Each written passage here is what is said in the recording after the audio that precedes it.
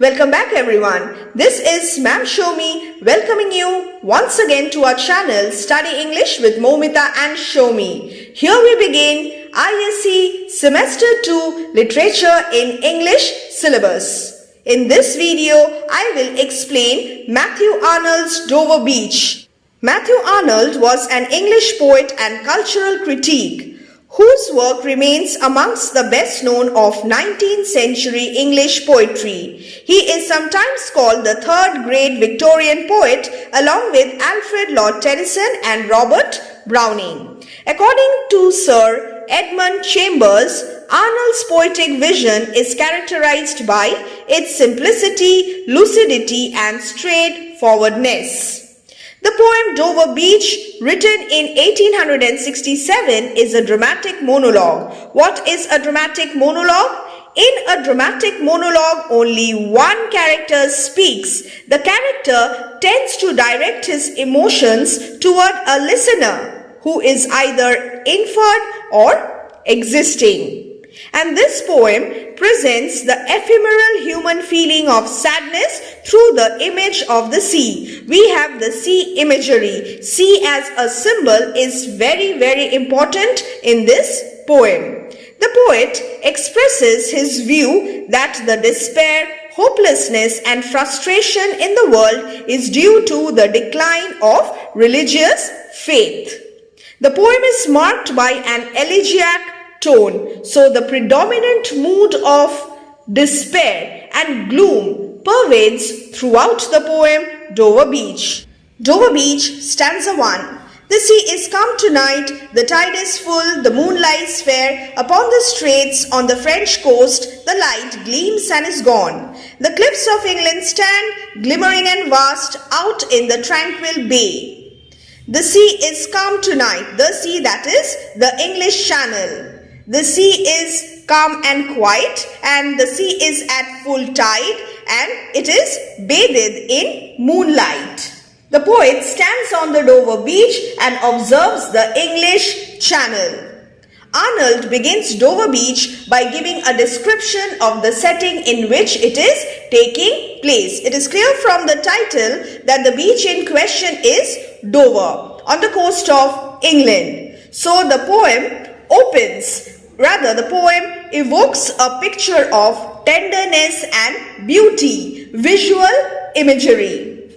It also begins with a descriptive image of the harmonious sea. Serene beauty of the sea is worth admiring.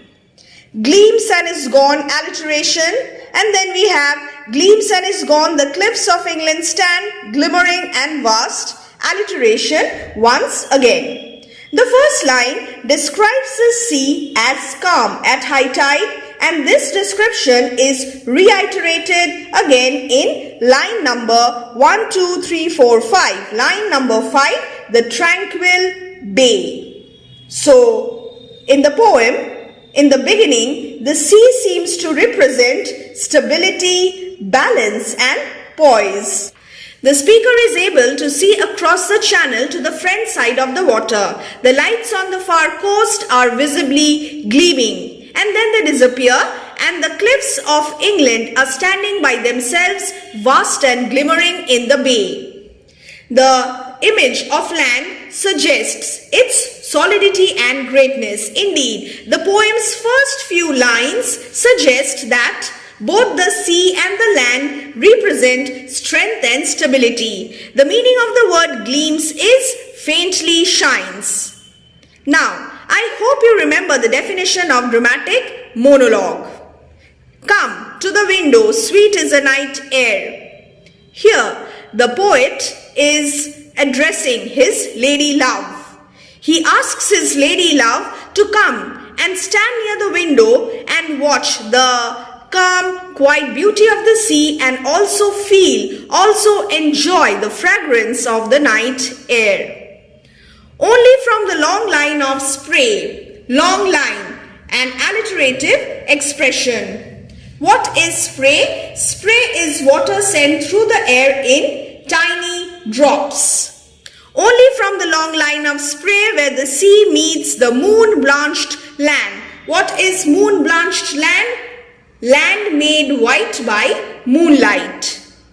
Listen, you hear the grating roar. So we have visual imagery and we have auditory imagery as well. Grating roar, the roaring of the waves, of the pebbles, which the waves draw back and fling. The meaning of the word fling is cast back. And they return up the high strand, begin and cease and then again begin with tremulous cadence slow. This expression, tremulous cadence, means quivering musical sound and bring the eternal note of sadness. The second half of the first stanza is devoted to the description of the sounds of the water that the poet is viewing. The speaker draws his companion's attention to the sound that the water makes as it rushes in over the pebbles on the shore. They roll over one another, creating the grating roar. And this happens over and over again as the sea recedes and returns. The slow cadence of this movement and its eternal repetitions seems sad to the narrator. In line 7, let's count once again 1, 2, 3, 4, 5, 6, 7. In line number 7, the attention is drawn to the meeting of land and sea, where the sea meets the moon-blanched land. The waves fling themselves against the land and then loudly grate against the rocky beach as they pull back. Through this sound and the image of waves beating against the land, the shore represents conflict and change. What is the speaker's tone or attitude towards this change? This is very interesting, and here begins the complex part of this poem, Dover Beach. In order to understand and analyze the poem better, you need to understand the context. The Victorian age was characterized by crisis of faith, conflict between religion and science, which shook men's faith in God, cultural and moral bankruptcy generated by unprecedented material prosperity in the Victorian age. The rise of science and of a materialistic philosophy produced profound internal conflicts. There was a sense of doubt, disbelief, anxiety, and chaos. One could hardly reconcile science and religion, rationalism, and mystic faith. Arnold's spirit of skepticism is clearly evident in his poem Dover Beach, in which he laments the retreat of faith and confusion and chaos that have come in the wake of the loss of faith.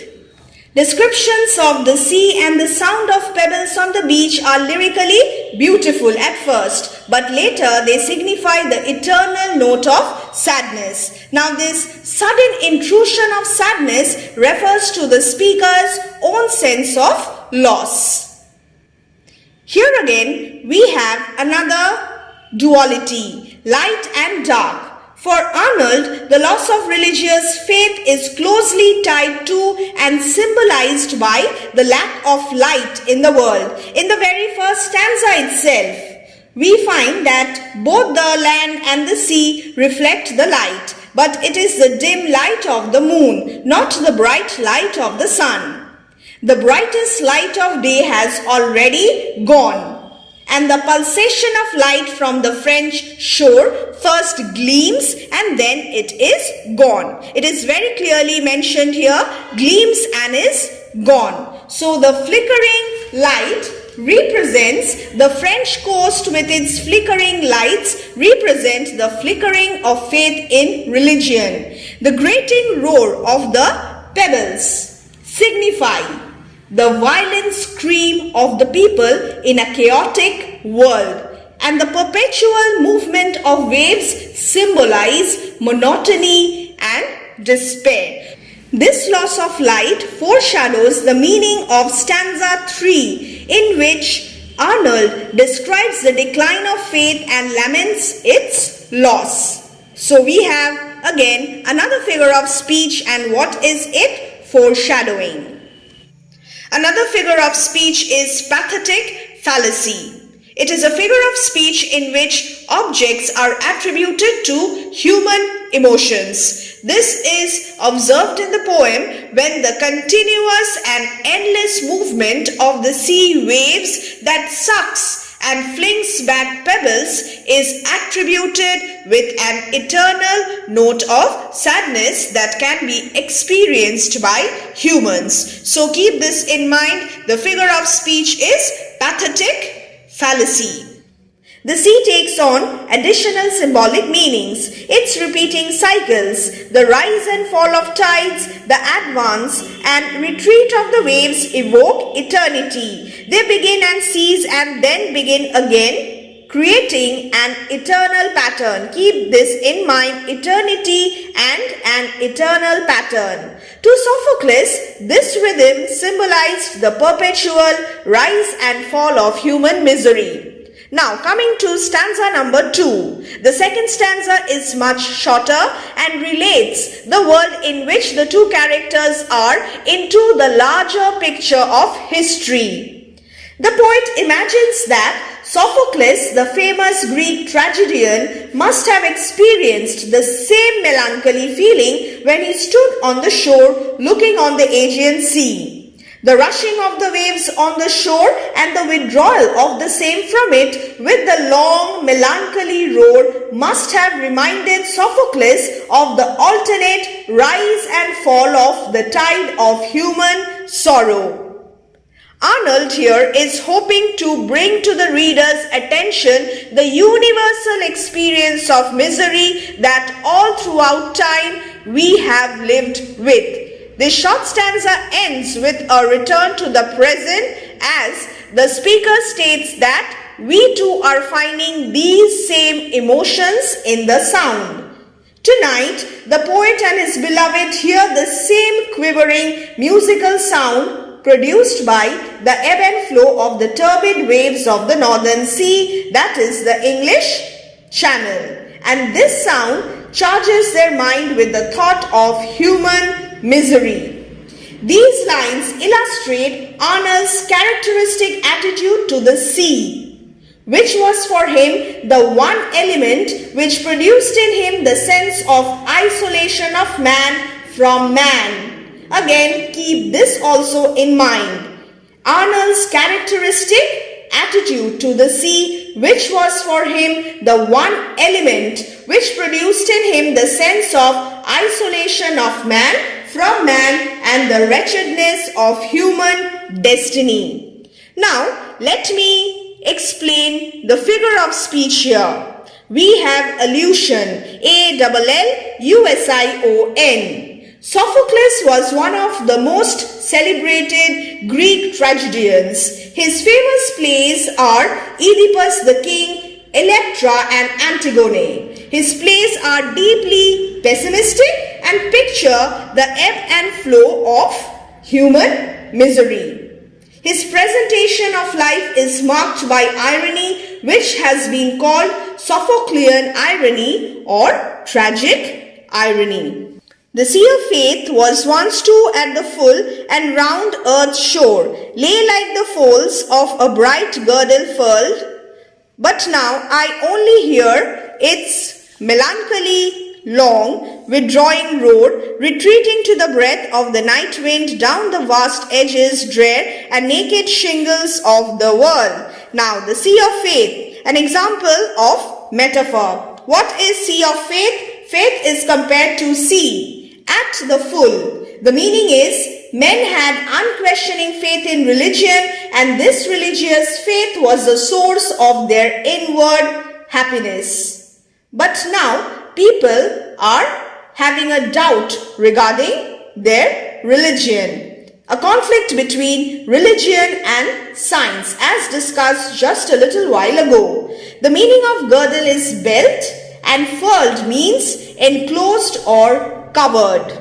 In the third stanza, it becomes clear that Arnold is in fact speaking about the diminishing faith of his countrymen and women. He describes the sea of faith once covered all of the round earth's shore and held everyone together like a girdle.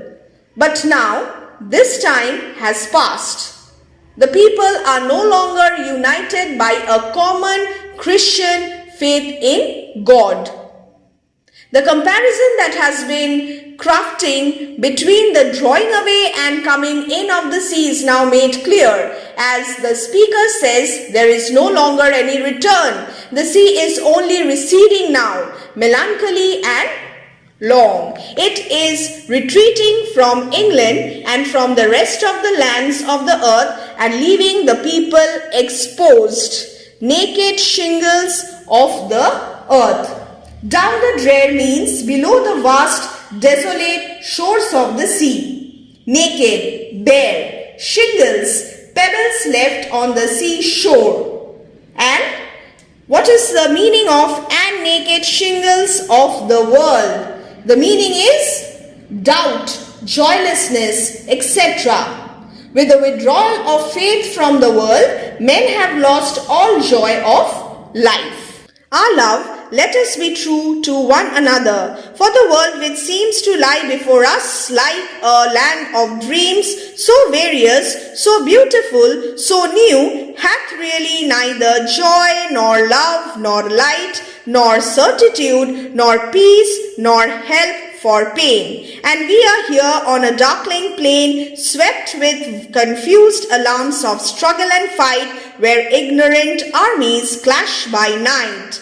Our love, let us be true. At the beginning of the fourth stanza, it becomes quite clear that the companion who is looking out over the water with the speaker, the poet, is most likely his romantic partner. He speaks now directly to her and perhaps to all those true believers in God that are still out there. According to Arnold, love is the only anchorage in this world of intellectual confusion and doubt. With the disappearance of faith, the society looks like a naked shingle beach, and without the light of God, the world will be left exposed. Here we find Arnold's feelings of loss and dismay. The last 8 lines, 1, 2, 3, 4, 5, 6, 7, 8. The last 8 lines give a fine poetic expression to Arnold's melancholy.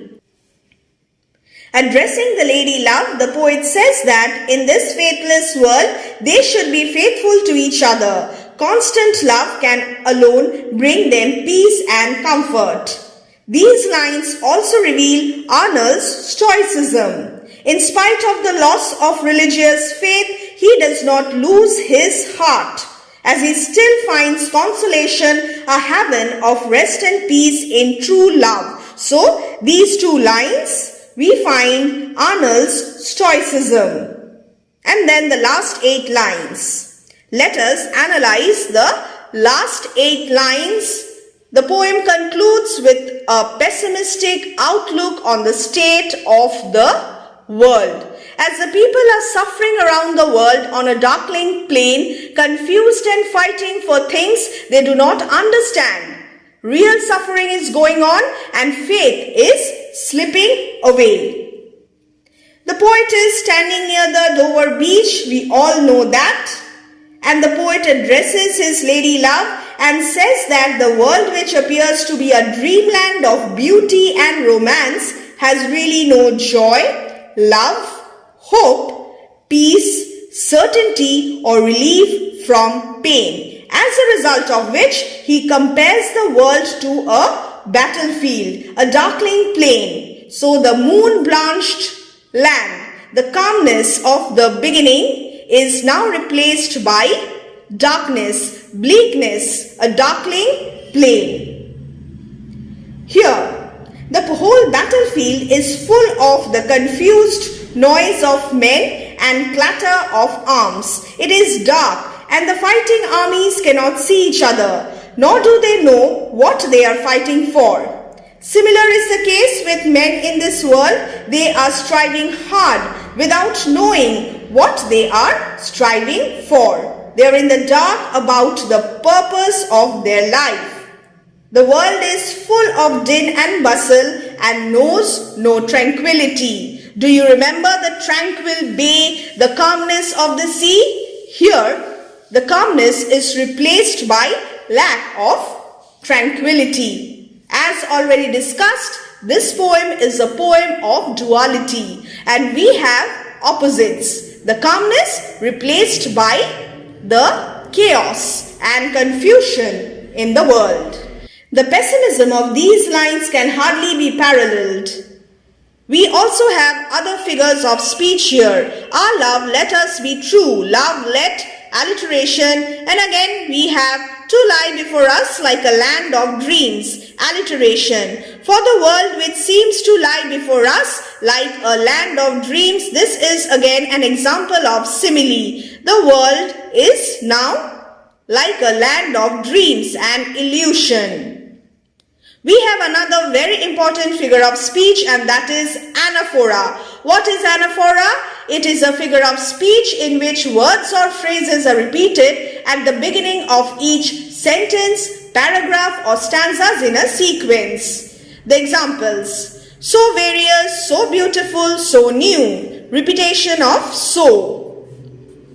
Hath really neither joy, nor love, nor light, nor certitude, nor peace, nor help for pain. An example of anaphora. Ignorant armies. Armies who do not know what they are fighting for. The image of the ignorant armies clashing by night is significantly an echo of Thucydides's description in Book 7 of his History of the Peloponnesian War, of the last disastrous battle between Athenians and Spartans in Sicily, fought at night in darkness and confusion and marking virtually the end of the Athenian chances. Now, symbolically, the loss of light from the world leaves its inhabitants in symbolic dark. Again we have light and dark. The darkling plain of the final stanza. The darkling plain of the final stanza is a place of utter confusion as soldiers who cannot be seen and who cannot see fight invisible opponents. The chaotic darkness of this image offers a bleak representation of the human state. My dear boys and girls, here we end today's discussion, today's session, and in my other videos I am going to discuss question answers with you. For example, we will be discussing critical appreciation of the poem Dover Beach as a response to Victorian age or a criticism of life, Dover Beach as a love poem, and then again I will be discussing nature in Dover Beach, symbolism and imagery. Till then, take care and bye.